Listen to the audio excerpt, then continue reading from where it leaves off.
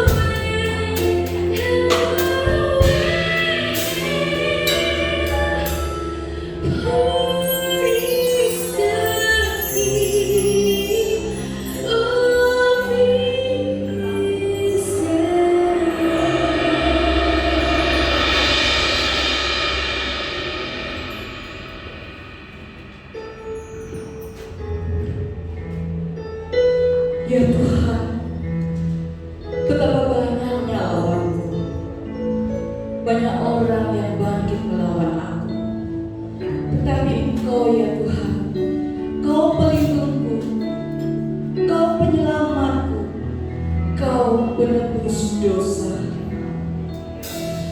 Kau Tuhanku, penebusku, Kau datang ke dunia.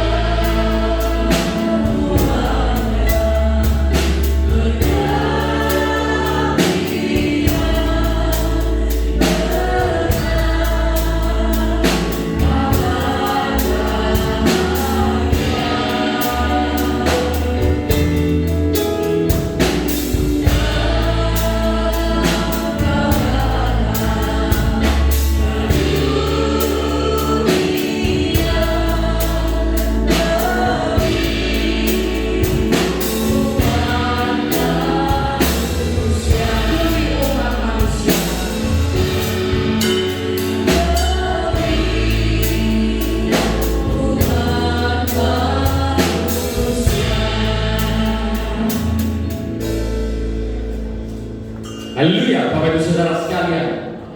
Pada pagi hari ini penuh dengan sukacita, amin.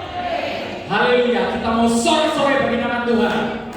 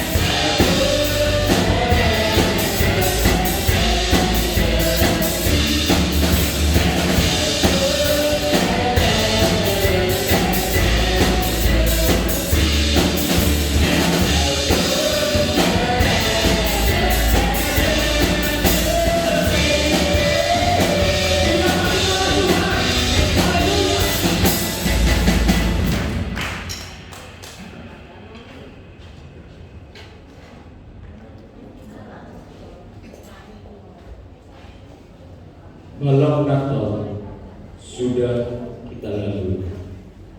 Ketika dunia ini masih belum dilanda kemiskinan, sakit penyakit maupun virus corona, di mana semua manusia dapat beraktivitas seperti biasanya.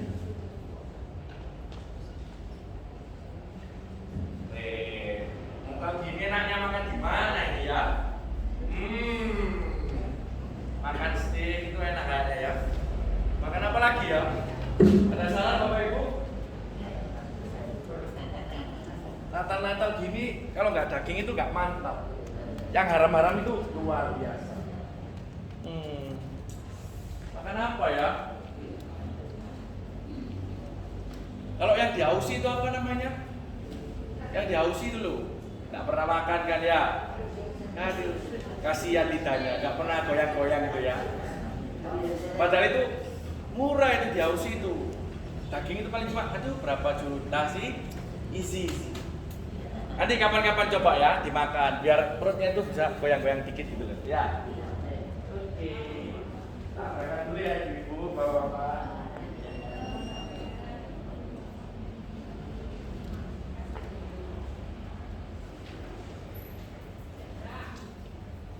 Selamat Natal Bapak Ibu, mana kabarnya?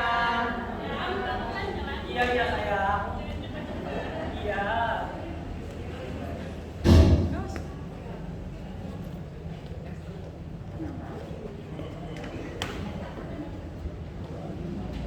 Kenalin Bapak Ibu, ini pacarku, Sally. Saya malam ini kita mau kemana?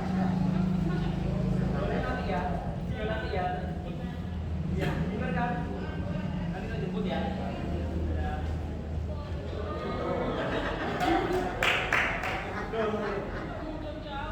Ini.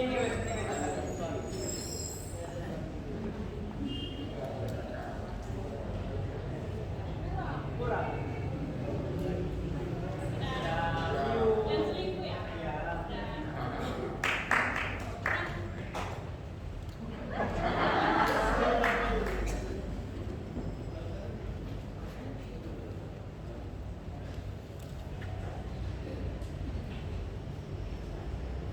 Nah, kalau tadi itu pacarku Bapak Ibu, kalau ini gebetanku.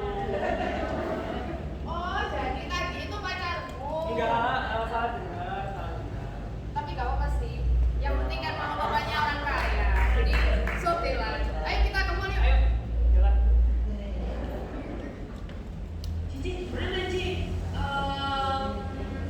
Restoran yang di Kertajaya sih. Wah, rame banget deh Natal ini yang udah banyak orderan, catering, restoran semuanya rapi. Yang di Gubeng. Wah, rapi juga deh. Kamu gimana? Kalau aku banyak sih orderan. Ada orderan wedding, ada orderan Natal dekor.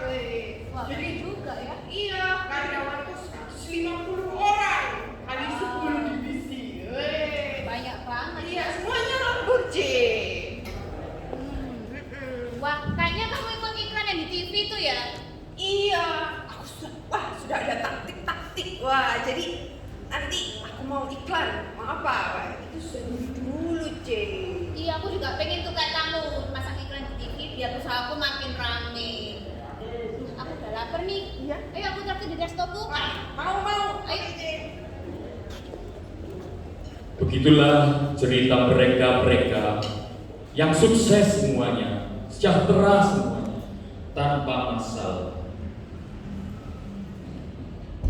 Yesus berfirman, "Akulah jalan dan kebenaran dan hidup. Tidak ada seorang pun yang datang kepada Bapa jika tidak melalui aku." Satu pujian yang mengatakan, "Aku jalan kebenaran." Aku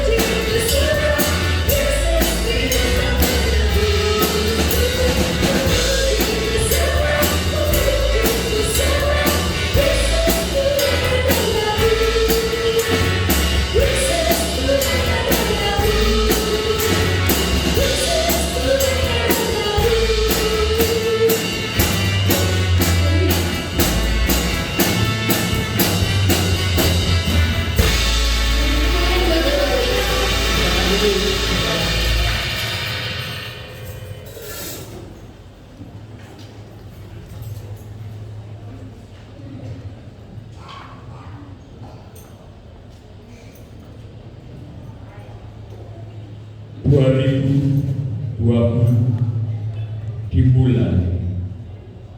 Virus corona pun mulai terdengar. Dan hingga saat ini meluluh lantahkan dunia ini dengan sekejap. Keadaan pun tidak seperti biasanya. Corona. Baik, ibu-ibu, bapak-bapak, jangan lupa selalu pakai masker ya, terutama mencuci tangan. Jangan lupa dan selalu mentaati protokol yang diberikan oleh pemerintah. Corona.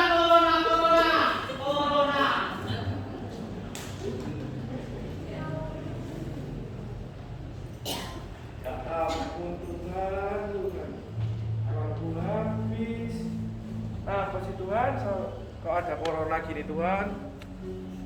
Baru aja makan steak Tuhan. Wis pamer-pamer, malu Tuhan. Pamer-pamer sekarang nggak punya uang Tuhan. Aduh, apa itu Tuhan? Kenapa Tuhan kasih corona sih Tuhan? Uangku habis Tuhan. Gak punya uang Tuhan. Mana ini uangku Tuhan? Apa Tuhan ini masih ada Tuhan?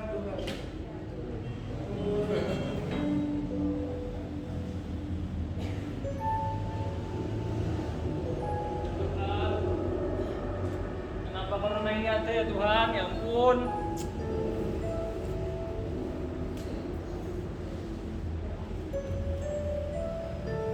Ya Tuhan. Pacarku hilang semua ya Tuhan. Aku nggak dikasih uang lagi ya Tuhan. Nggak bisa buat beli-beli ya Tuhan.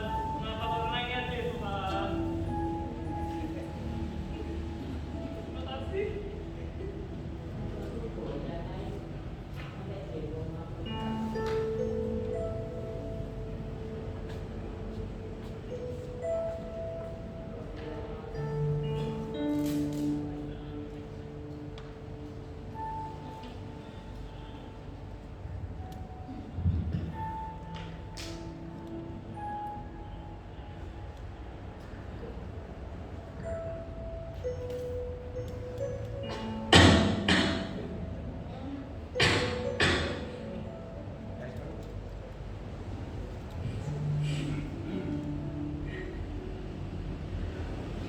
Aku berdosa Tuhan. Semua yang Tuhan berikan sekarang Tuhan ambil. Ampuni aku Tuhan. Ampuni aku karena aku seorang yang berdosa.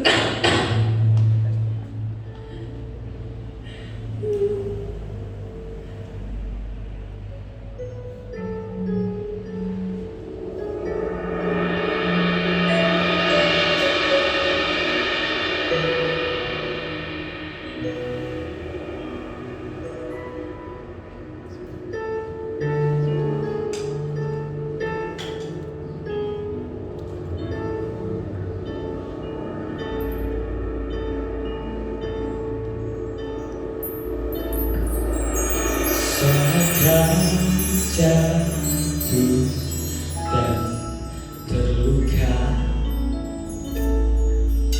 hidup hampa kau rasa.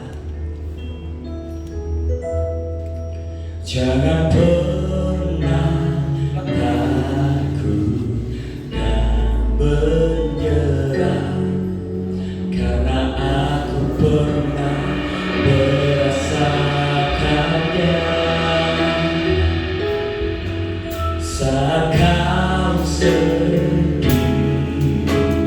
menanti harapan yang tak pasti, janganlah kau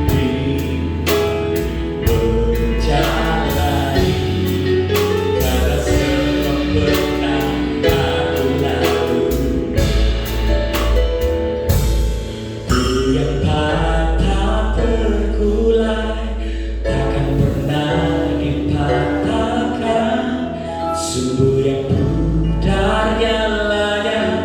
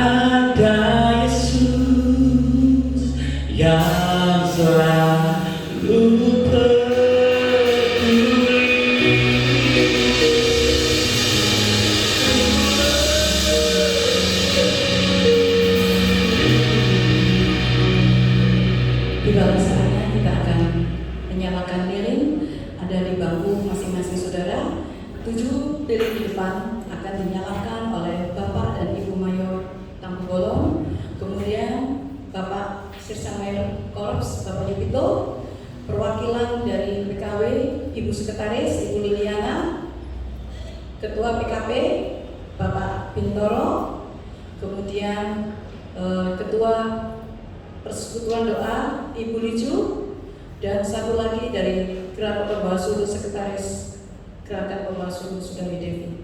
Saya persilakan, kita akan menyanyikan satu pujian sambil kita menyalakan lilin. Kita nyanyikan satu pujian nomor 395, Malam Kudus.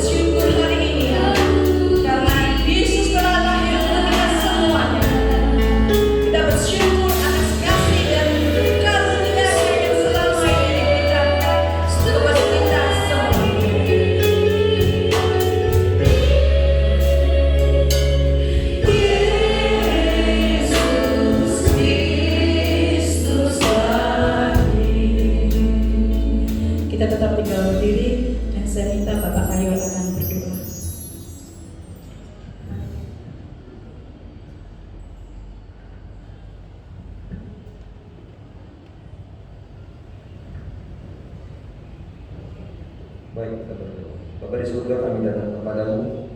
Kami berterima kasih dan bersyukur kepada Tuhan karena hari ini kami boleh merayakan Natal karena Kristus. Terima kasih Tuhan, sepanjang tahun ini Engkau sudah menolong dan memberkati kami sebagai gereja Tuhan dalam menjalani masa-masa yang tidak mudah bagi kami, masa-masa sulit, masa-masa pandemi. Tapi kami bersyukur kepada-Mu Tuhan karena hari ini kami masih boleh memperingati Natal. Tuhan, kiranya biarlah pujian-pujian kami menunjukkan tentang sebuah kehidupan yang kami mau memuliakan Tuhan. Kiranya setiap ini yang sudah kami pasang menjadikan perlambangan atas hidup kami, supaya kami boleh menjadi terang di tengah-tengah dunia ini. Dan seluruh Tuhan, pada kesempatan ini kami mau berdoa untuk bangsa negara kami. Biarlah bangsa negara kami pun diberkati Tuhan. Kami berdoa untuk bangsa negara kami dipulihkan oleh Tuhan.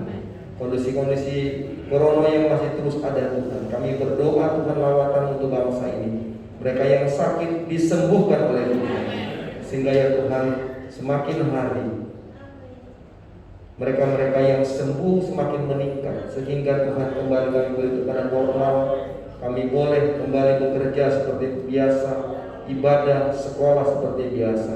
Kami berdoa Tuhan berkati kota kami Surabaya, kiranya juga Tuhan lindungi kota ini. Terima kasih perhelatan pilkada boleh berjalan dengan baik. Kami serahkan pemimpin wali kota yang baru pada waktunya nanti setelah dilantik. Tuhan juga memberkati semua masyarakat di kota Surabaya, diberkati oleh Tuhan, supaya kami semua hidup dalam keharmonisan, kebersamaan, mengikuti aturan-aturan protokol kesehatan sehingga dapat memutus rantai virus corona ini, Bapak. Kami berdoa bagi para pemimpin kami dalam negara, presiden, wakil presiden, para menteri sampai kepala-kepala daerah sekalipun. Tuhan juga memberkati. Berdoa untuk gereja kami Koros 2 Surabaya, diberkati oleh Tuhan. Para lansia yang bisa beribadah hari ini pun Tuhan juga berkati mereka. Anak-anak sekolah minggu Tuhan juga memberkati. Kiranya Tuhan, biarlah kami terus boleh mengagungkan dan memuliakan Tuhan di dalam persekutuan kami di Koros ini, dan Kau akan memberkati semua jemaat-jemaat-Mu di Koros 2 Surabaya ini. Terpujilah Tuhan, terima kasih untuk semuanya. Kami serahkanlah kehidupan kami, ibadah selanjutnya diberkatilah oleh Tuhan. Bila kami sudah berdoa dan mengucap syukur, haleluya, amin.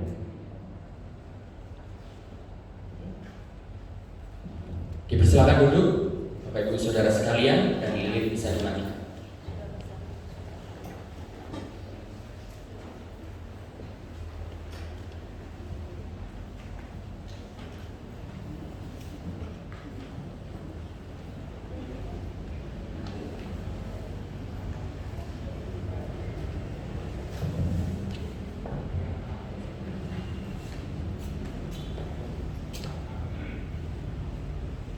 Baik, Bapak Ibu sudah diberkati oleh Tuhan. Selamat pagi untuk kita sekalian. Selamat pagi. Ya, pagi hari ini kita patut bersyukur kepada Tuhan karena Tuhan masih memberikan kita waktu dan kesempatan untuk ada di tempat ini, saudara-saudara sekalian. Kita beribadah dalam ibadah Natal. Pagi hari ini kita mau sama-sama coba belajar lagi dari bagian firman Tuhan. Saya ingin mengajak kita untuk melihat peristiwa Natal yang terjadi 2000 lebih daripada 2000 tahun yang lalu di dalam Alkitab. Dari Injil Lukas pasalnya yang kedua, saudara sekalian. Injil Lukas pasal yang kedua. Saya tidak membaca semua bagian firman Tuhan ini, tetapi saya ingin menyampaikan satu ayat yang menjadi bahan renungan kita, karena saya percaya bahwa peristiwa ini sudah sering kita renungkan, saudara-saudara sekalian. Injil Lukas pasal yang kedua, ayatnya yang ke-14. Injil Lukas pasal yang kedua ayat 14 dikatakan demikian di bagian firman Tuhan kita sekalian. Kemuliaan bagi Allah di tempat yang maha tinggi, dan damai sejahtera di bumi di antara manusia yang berkenan kepadanya. Sekali lagi saya ulangi. Kemuliaan bagi Allah di tempat yang maha tinggi, dan damai sejahtera di bumi di antara manusia yang berkenan kepadanya. Nah, Bapak Ibu sudah diberkati oleh Tuhan. Kalau kita membaca ayat ini, saudara-saudaraku, saya percaya sudah ada banyak sekali kita sering membaca bagian ini. Setiap Natal mungkin kita akan baca bagian-bagian firman Tuhan ini, saudara-saudara sekalian. Nah, hari ini kita mengangkat tema yaitu pengagungan Kristus. Tema ini menjadi tema sentral yang dikeluarkan oleh kantor pusat teritorial Gereja Bala Keselamatan, di mana saudara-saudara sekalian ada satu ajakan dan himbauan kepada semua jemaat-jemaat Tuhan bahwa Natal mengingatkan kita tentang bagaimana Kristus diagungkan. Bagaimana Kristus diagungkan. Kata pengagungan itu banyak sekali memberi makna dan arti, saudara-saudara sekalian. Tetapi juga ada banyak orang mengatakan bahwa kalau kita berbicara tentang pengagungan, itu juga lebih berbicara kepada kemuliaan Tuhan, pengagungan Tuhan, pengagungan Kristus, kemuliaan Kristus.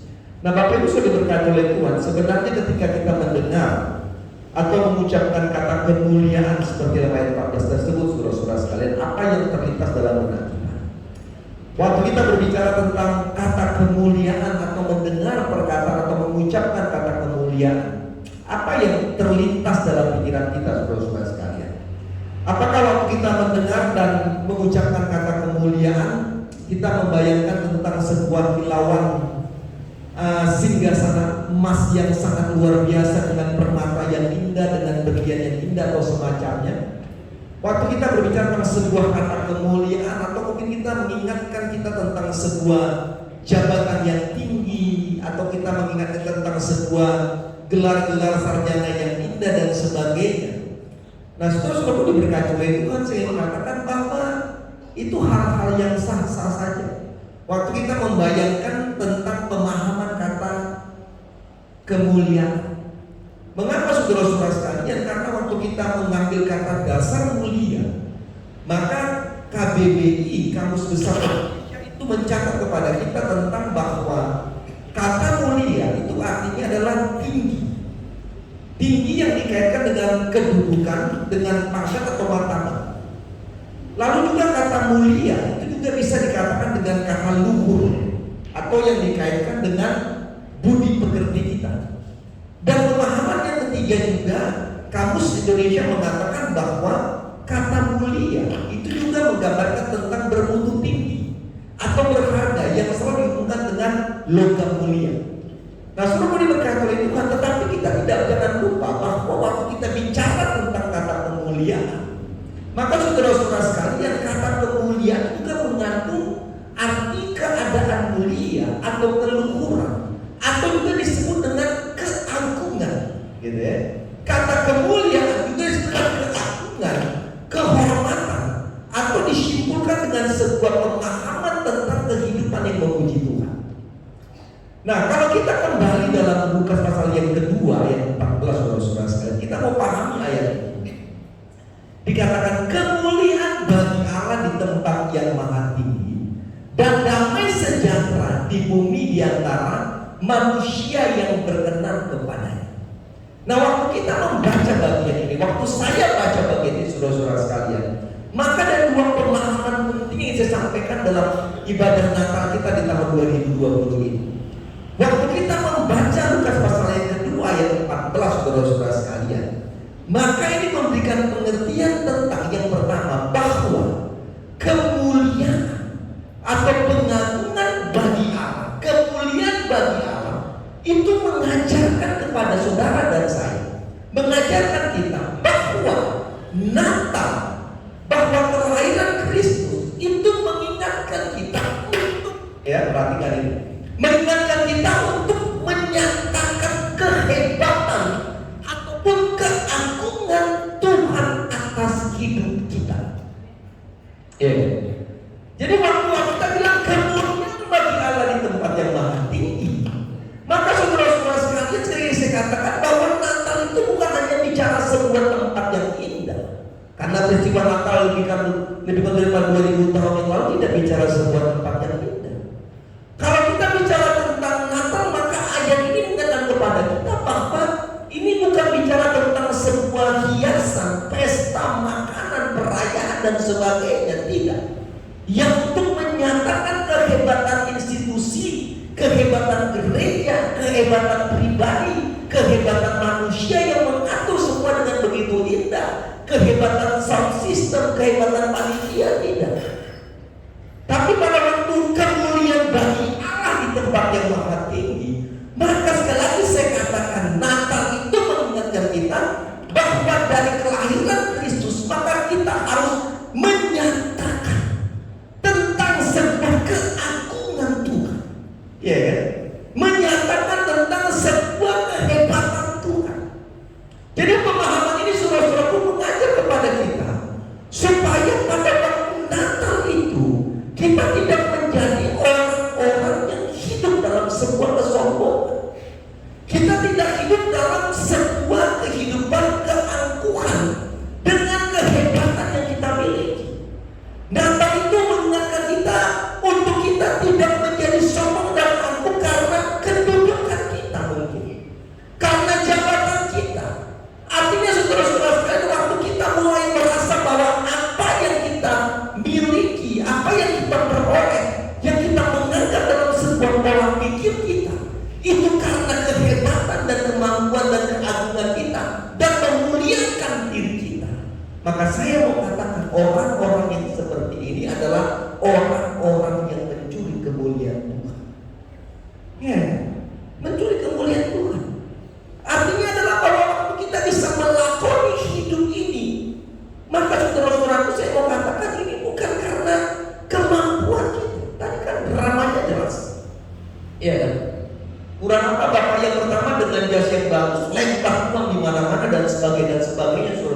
sekalian, ya kan? Tapi peristiwa pandemi, peristiwa corona, saya mau katakan meluluh lantakan orang yang merasa kedudukannya menjadi sebuah prioritas dalam hidupnya, orang yang merasa karena jabatannya adalah sebuah keagungan dalam dirinya, dia juga merasakan bahwa kehebatan kemampuan berpikirnya menjadi kemuliaan bagi dirinya. Maka peristiwa corona menghancurkan dan melantarkan kemuliaan, kehebatan, keagungan diri manusia. Yang membentuk saudara dan saya pada pagi ini mengajarkan kepada kita bahwa mari kita coba melihat bahwa hidup ini adalah untuk kemuliaan Tuhan, ya kan? Sehingga membuat kita tidak lagi melihat tentang pentingnya kehebatan diri, sehingga kita tidak melihat lagi bahwa kedudukan jabatan menjadi priority, tetapi kita melihat bahwa dalam kondisi kemuliaan bagi Allah di tempat tinggi itu mengajarkan kepada kita untuk pentingnya mengambil sebuah komitmen, mengambil sebuah keputusan untuk hidup mencari Tuhan, untuk hidup beribadah kepada Tuhan dan hidup dekat dengan Tuhan. Nah, saudara diberkati oleh Tuhan. Peristiwa Natal yang terjadi dalam kehidupan pasal yang kedua kan mengingatkan kita tentang sebuah kesederhanaan kehidupan, ya kan? Tidak ada yang merasa lebih hebat daripada satu dengan yang lainnya. Artinya bahwa kemuliaan Allah itu juga mengingatkan kita untuk hidup dalam namanya sebuah kerendahan. Dalam Filipi pasal yang kedua, ayat yang ke-8, kalau saudara punya Alkitab bisa buka di situ. Maka dikatakan demikian. Dan dalam keadaan sebagai manusia, ia telah merendahkan dirinya, ya kan? Dan taat sampai mati, bahkan Alkitab katakan sampai mati di kayu salib. Saudara bisa bayangkan gambar ayat ini, saudara-saudara sekalian. Gambar tentang sebuah kehidupan dengan kemewahan, kehidupan dengan tahta yang luar biasa, dengan kesenangan dan kenikmatan apapun. Maka artinya saudara-saudara, Tuhan datang sebagai manusia, merendahkan dirinya, ketaatannya sampai mati di kayu salib. Pemahamannya jelas bahwa waktu peristiwa Natal, maka Tuhan ingin melihatkan bahwa saudara dan saya penting untuk hidup di dalam sebuah kerendahan hati. Kata tentang kerendahan hati, saudara-saudaraku, berasal dari sebuah kata Latin yang disebut dengan humulitas, dengan sebuah kata dasar humus. Humus itu artinya adalah tanah, ya kan? Jadi saudara-saudaraku, artinya pemahaman jelas. Pada waktu kita mengatakan bahwa kita orang yang rendah hati, maka kita harus menyadari asal usul diri kita. Kita dari debu, saudara-saudara, ya kan? Ya kan? Kalau saudara yang biasa kita mengukuran kembali kepada debu. Jadi kan pemahamannya jelas bahwa kalau saudara dan saya masih ada sampai hari ini di masa pandemi ini, saudara-saudara sekalian, mari kita belajar. Kita ini humus, kita dari tanah, kita dari debu. Apa yang harus kita sombongkan dalam hidup ini? Apa yang kita ampukan sehingga Tuhan gambarkan dirinya bahwa di dalam kemuliaannya, Yohanes 3:16, dia mau turun ke dalam dunia, merendahkan dirinya, taat sampai mati. Supaya apa? Supaya kita ini tidak binasa, melainkan beroleh hidup yang kekal. Jadi sudah ingat. Jadi kalau kita bisa bangga dengan baju yang istimewa, baju yang luar biasa, kita lulus tanah, kita betul, saudara sekalian. Jadi mari kita belajar bahwa pada waktu Tuhan beri kesempatan kepada saudara saya menikmati apa yang Tuhan beri, ingat itu berkat Tuhan, sehingga mengajak kita untuk semakin hari tunduk kepada Tuhan, taat kepada Tuhan, dan menyadari tentang bahwa saudara dan saya punya keterbatasan. Itu pemahaman tentang kata kerendahan hati dalam bahasa Inggrisnya humility, yang artinya suatu sikap menyadari keterbatasan, kemampuan diri, ketidakmampuan diri sendiri. Jadi orang yang rendah hati itu adalah orang yang sadar diri, saudara sekalian. Harus sadar, ya, harus kita sadar bahwa kita punya keterbatasan. Kemarin saya ikut khotbah dalam sebuah keterbatasan. Kita punya keterbatasan. usia terbatas, hidup terbatas, semua terbatas saudara sekalian. Kalau kita menyadari bahwa hidup ini penuh keterbatasan, kenapa kita nggak menggunakan hidup yang terbatas ini untuk kemuliaan Tuhan? Amin. Kalau kita sudah tahu bahwa hidup ini terbatas, kalau kita tahu bahwa umur ini terbatas, kita nggak pergunakan kesempatan yang terbatas ini untuk kita hidup semakin dekat dengan Tuhan.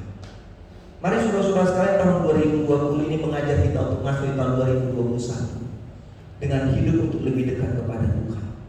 Karena kita melihat bahwa keterbatasan manusia kelihatan terjadi tahun 2020. Peristiwa pandemi mengingatkan kita saudara, sampai hari ini belum selesai. Belum selesai saudara sekalian. Keterbatasan manusia tidak bisa menyelesaikannya. Tapi oleh sebab itu penting bagi kita untuk semakin dekat kepada Tuhan. Nah, pemahaman yang kedua dari kata kemuliaan bagian kepada yang maha tinggi, maka pemahaman kedua adalah bahwa mengajar kita tentang sebuah kata damai sejahtera. Nah, saudara-saudara sekalian, damai sejahtera itu adalah merupakan perwujudan dari kemuliaan Allah. Ya kan? Jadi damai sejahtera itu adalah merupakan perwujudan dari kemuliaan Allah. Artinya adalah bahwa pada waktu kita bicara tentang damai sejahtera sebagai perwujudan dari kemuliaan Allah, maka ini mengajarkan kepada kita juga bahwa penggenapan janji Allah itu dinyatakan kepada kita. Apa janjinya? Yaitu dikatakan bahwa damai sejahtera diberikan kepada umat yang diperkenankannya, kata kita. Ya kan? Dan pasal 14 tadi. Damai sejahtera diberikan manusia yang berkenan kepadanya. Damai sejahtera, kemuliaan Allah lah yang mendatangkan damai sejahtera. Jadi saya katakan tadi bahwa damai sejahtera merupakan perwujudan kemuliaan Allah karena kemuliaan Allah itulah yang mendatangkan damai sejahtera. Nah, coba kita mau lihat bagian saudara-saudara dalam perjanjian baru. Maka Lukas pasal yang kedua ayat 14 itu jelas sekali adalah pemberitaan damai sejahtera oleh malaikat disampaikan yang diwujudkan dengan kelahiran Kristus kala dunia ini. Artinya adalah bahwa Yesus datang memberikan damai sejahtera ke dalam dunia ini. Nah, kalau kita belajar pada waktu Yesus ada di dunia ini, maka dalam Yohanes pasal 14 ayat 27, saudara bisa lihat itu. Yohanes 14 ayat 27 dibilang ini saudara sekalian. Damai sejahtera kutinggalkan bagimu, damai sejahtera kuberikan kepadamu, dan apa yang kuberikan tidak seperti yang diberikan oleh dunia kepadamu. Janganlah gelisah dan gentar hati. Saudaraku diberkati oleh Tuhan. Dalam Yohanes 14 ayat 27, Yesus memberikan atau meninggalkan damai sejahtera kepada kita.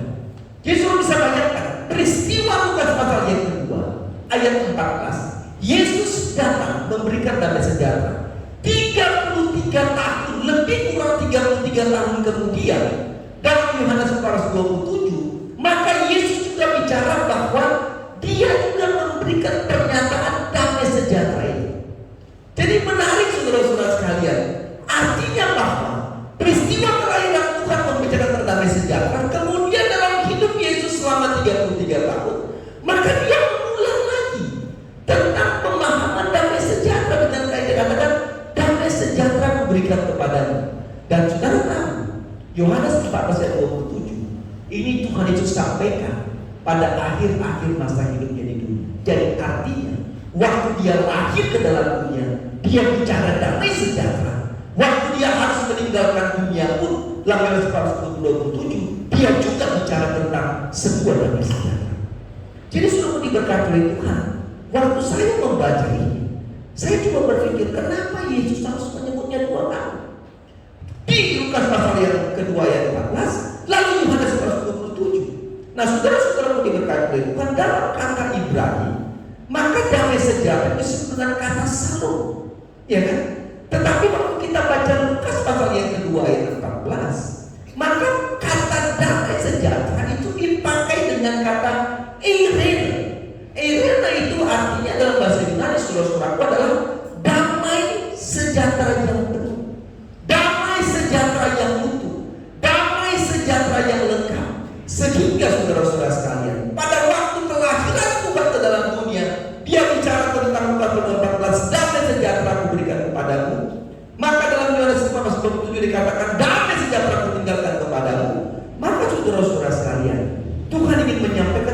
sebuah kepenuhan damai. Waktu dia lahir, dia bicara damai sejahtera. Maka waktu dia akan mengakhiri hidupnya juga, dia bicara tentang damai sejahtera. Pemahamannya jelas.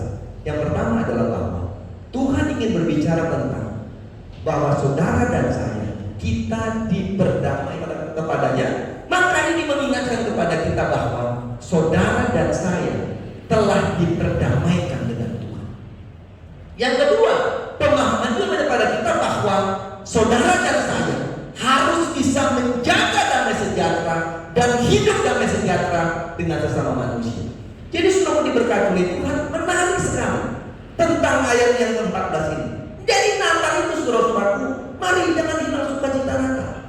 Banyak orang bertengkar karena Natal, banyak orang ribut karena Natal, banyak orang punya persoalan karena Natal, karena A, B, C, dan D, karena ini dan sebagainya. Hilang damai sejahtera. Lukas pasal yang kedua. Saudara-saudara diberkati oleh Tuhan. Saya nggak tahu karena saya nggak hadir, tapi saya bisa menggambarkan ayat ini tentang sebuah kehidupan yang penuh dengan kebahagiaan, damai sejahtera yang penuh, di mana kita harus bersyukur untuk memuliakan Tuhan. Karena apa? Karena Tuhan berdamai dengan kita. Saudara dan saya yang hidup dengan penuh dosa, dengan kesombongannya seperti Adam dan Hawa. Hidup dengan kesombongannya. Tuhan bilang nggak boleh makan buah itu, dia bilang oh no, boleh dimakan. Hidup dengan kesombongannya, membuat manusia hidup dalam dosa. Hubungan kita putus, tapi saudara berkata oleh Tuhan, Tuhan berdamai dengan kita.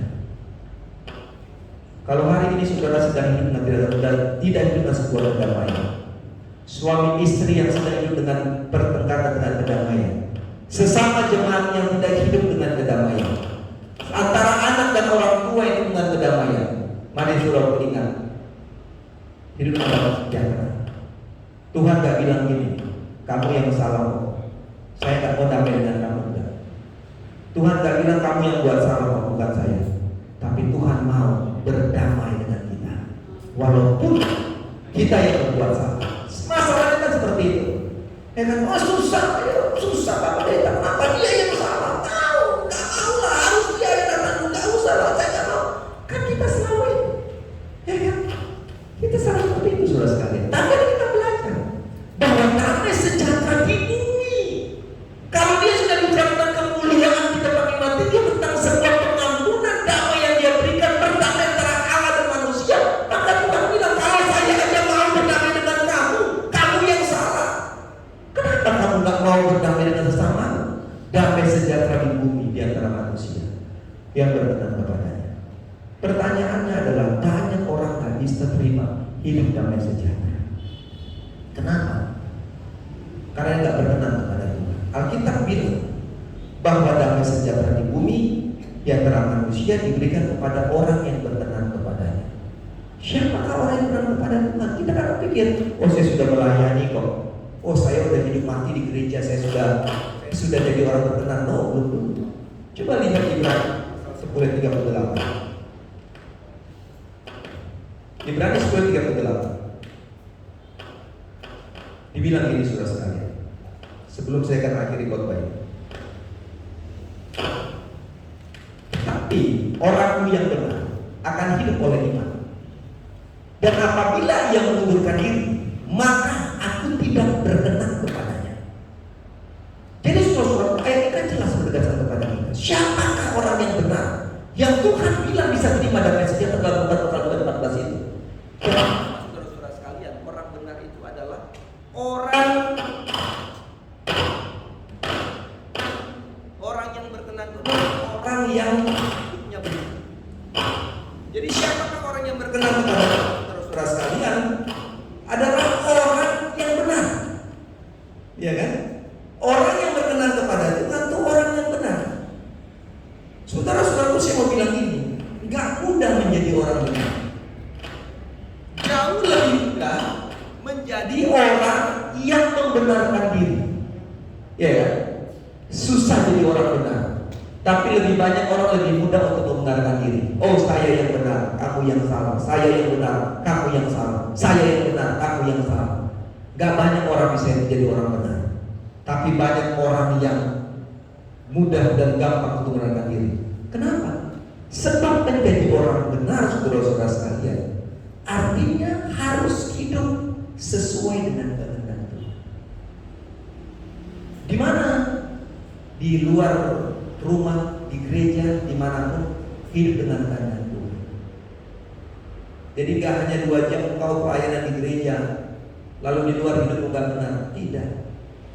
Orang benar itu hidup dalam kehendak Tuhan. Ini yang terima damai sejahtera. Ya kan? Orang benar, kehendak Tuhan, berpegang pada kebenaran-kebenaran yang sudah diketahuinya. Kalau saudara sudah tahu kebenaran firman, baca, pegang kebenaran itu, jangan diombang-ambingkan dengan kebenaran-kebenaran lain, saudara sekalian. Dan inilah yang disebut dengan orang benar. Jadi damai sejahtera itu diberikan kepada orang-orang yang mau hidup sesuai dengan Tuhan. Gembala lakukan itu, Maria lakukan itu, Yusuf lakukan itu, sehingga mereka disebut dengan orang benar. Ya kan? Ikut kehendak Tuhan. Jadi kami saya bilang, Yusuf ikut kehendak Tuhan. Di GP saya bilang, mari ikut kehendak Tuhan. Di ibadah akhir ke-4 saya katakan, ikut kehendak Tuhan. Gak gampang.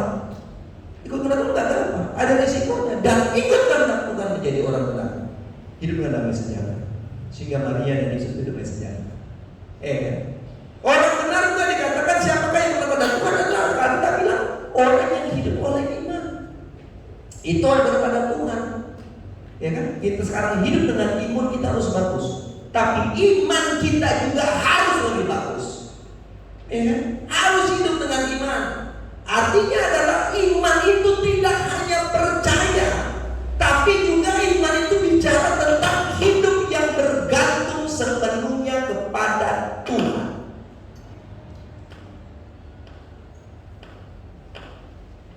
Hidup yang bergantung kepada Tuhan. Tadi drama itu jelasnya uang hambur-hambur itu mas tidak palsu ya. Oh mas itu udah cepat sama aku. Apakah Tuhan ada? Apakah Tuhan masih ada? Kenapa? Karena banyak orang bergantung dengan kekuatannya, bergantung dengan uangnya bapak tadi itu. Sehingga pada waktu uangnya habis, dia tanya apakah Tuhan ada. Pertanyaan ini kan pertanyaan kita, benar? Waktu corona terjadi orang tanya, Tuhan tahu nggak ada pembelian tahu? Waktu kita punya masalah, orang tanya, Tuhan tahu nggak masalah saya? Kenapa?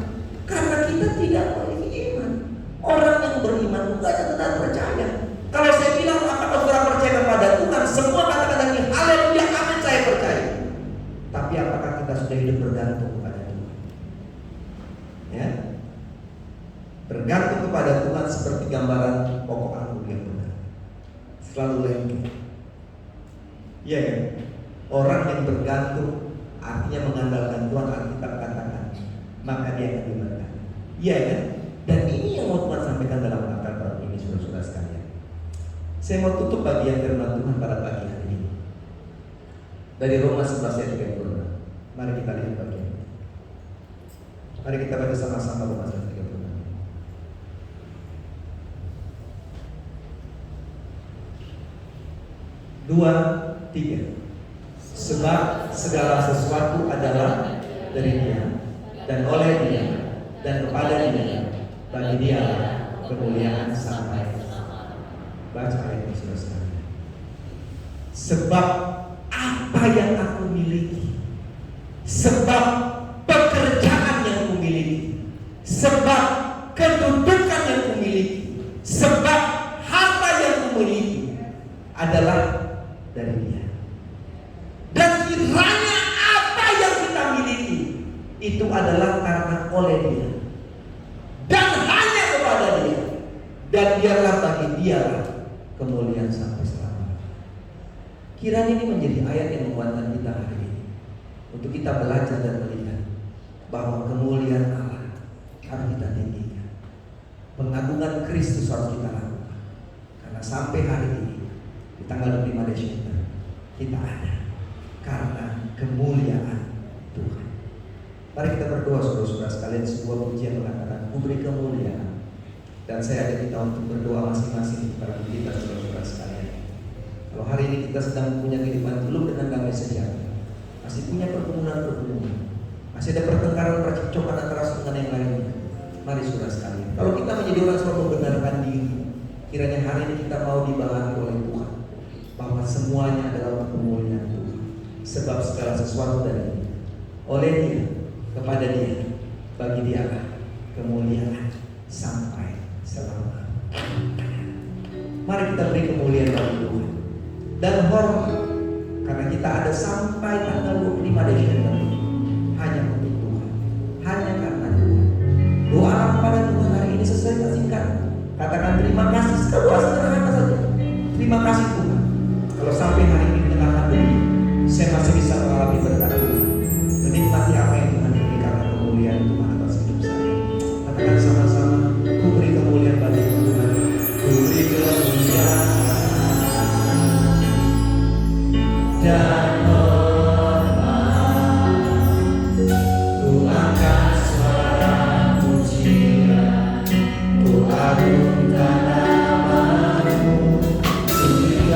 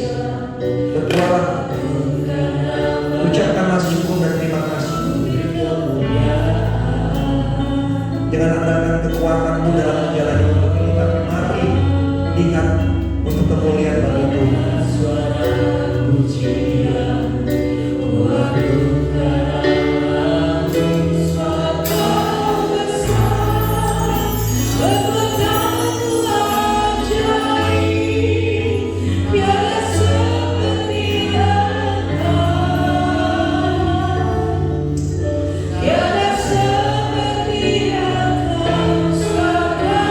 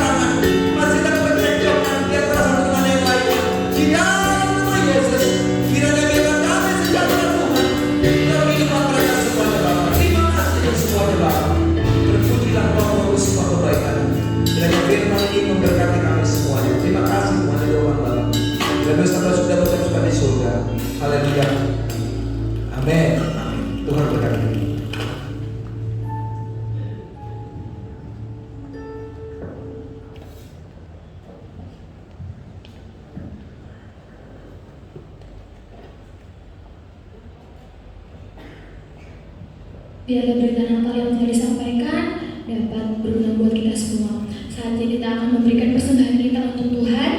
Kita juga akan memberikan persembahan Palungan yang setiap tanggal 25 Desember merupakan persembahan Natal kita.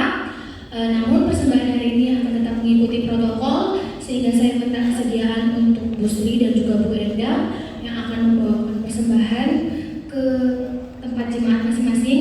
Bu Sri di dalam dan juga Bu Erda di luar. Terus minta kesediaan buat Ibu Melani untuk membawakan persembahan Palungan dibagikan ke tempat duduk setiap jemaat, dan saya harapkan tetap menggunakan masker dan tetap menggunakan protokol. Untuk Ibu Melani yang akan membawakan Palungan.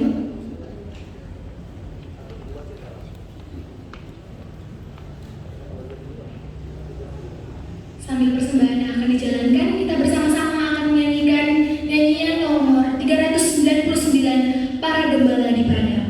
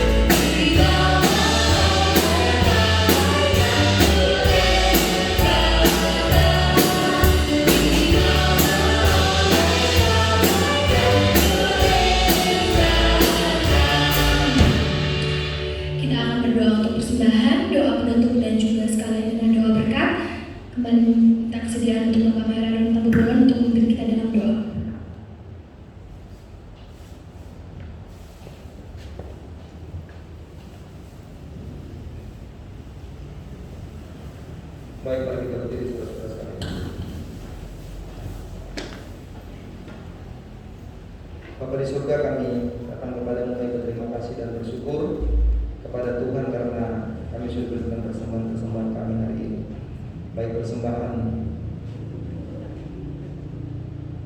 kolektif kami maupun persembahan talungan. Biarlah Tuhan akan memberkati. Tuhan kuduskan persembahan ini Bapa, supaya persembahan yang kami berikan ini Bapa semuanya boleh untuk memuliakan Tuhan. Kami berdoa kiranya biarlah Tuhan mengembalikan berkat-berkat-Mu atas semua kehidupan jemaat Tuhan. Terima kasih untuk semuanya Bapa. Inilah doa kami, terimalah persembahan ini dan persembahan hidup kami, kiranya semua kemuliaan bagi nama Tuhan. Kami sudah mengucap syukur, haleluya, amin. Kita akan berdiri saudara-saudara sekalian. Kita akan menyanyikan lagu puji Allah. Sebelum kita akan menyanyikan lagu puji Allah saudara-saudara sekalian, mari kita memohon Tuhan untuk menerima berkat dari Tuhan. Setelah itu kita akan menyanyikan lagu puji Allah. Terimalah berkat dari Tuhan. Tuhan memberkati engkau dan melindungi engkau. Tuhan melihat engkau dengan wajahnya dan memberikan engkau kasih karunia. Tuhan menghadapkan wajahnya kepadamu dan memberikan engkau damai sejahtera. Puji Allah, puji Allah.